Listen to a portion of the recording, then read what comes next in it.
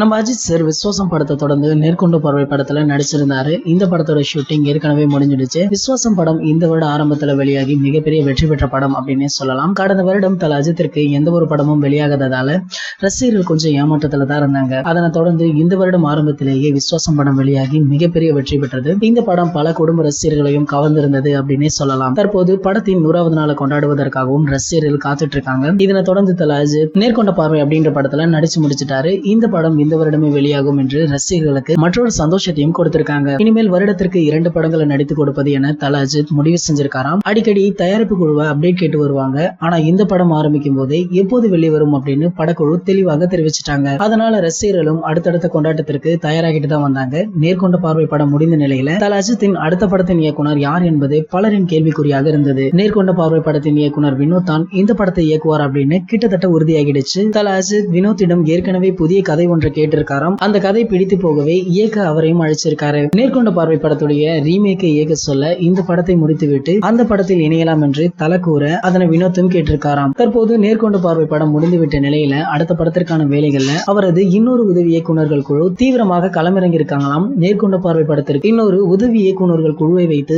வேகமாக வேலைகளை முடித்துட்டு வராராம். வினோத் திரைக்கதை அமைப்பதில் வல்லவர் அப்படின்றது நமக்கே தெரியும். அவர்களின் திரைக்கதையில் விறுவிறுப்பாகவும் சுவாரஸ்யமாகவும் இருக்கும். இது பிடித்து போகவே தல அஜித் அவரிடம் கதை கேட்டுள்ளார் அப்படின்னு சொல்றாங்க. வினோத் தயார் செய்து வைத்துள்ள கதை மிகவும் ஆக்ஷன் கலந்த மாசான கதையாம். அஜித்திற்காக ஸ்பெஷலாக தயார் செய்து வச்சிருக்காரு நம்ம வினோத் சார். இந்த படம் சில சமூக கருத்துக்களையும் கொண்டுள்ளதாம். இந்த படத்துல பல அரசியல் வசனங்களும் இருக்கும் அப்படின்னு தெரியுது. தல அஜித் இந்த கதையில செம மாசாக மிரட்டி இருக்கார் அப்படின்னு எதிர்பார்க்கலாம். இந்த படத்துடைய பூஜை ஜூலை மாதம் ஆரம்பிக்க இருப்பதாக ஒரு சில தகவல்களும் வெளியாகி இருக்கு. நேர்கொண்ட பார்வை படம் ஆகஸ்ட் 10ஆம் தேதி வெளியாக இருக்கு. இந்த படத்திற்கு முன்னரே தல 60 படத்துடைய ஷூட்டிங் ஆரம்பிக்கும் அப்படின்னு சொல்றாங்க. ரசிகர்களுக்கு அடுத்தடுத்த கொண்டாட்டத்தை கொடுப்பதற்காக தயாராகிட்டு வராரு நம்ம தல. இன்னொரு ஸ்பெஷலாக தல அஜித் பட டைட்டிலை முன்னரே அறிவித்து விடுவார்கள் என சில கோலிவுட் வட்டாரங்களும் தெரிவிக்கிறாங்க.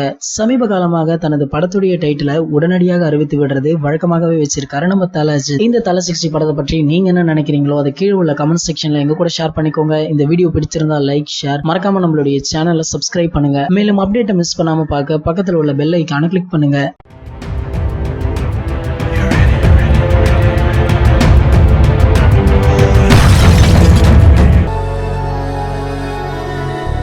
எவ்ரி ஃப்ரைடே இந்த தலை போல வருமா ஷோவை நாங்க போஸ்ட் பண்ணிடுவோம். நீங்க மறக்காம பாருங்க.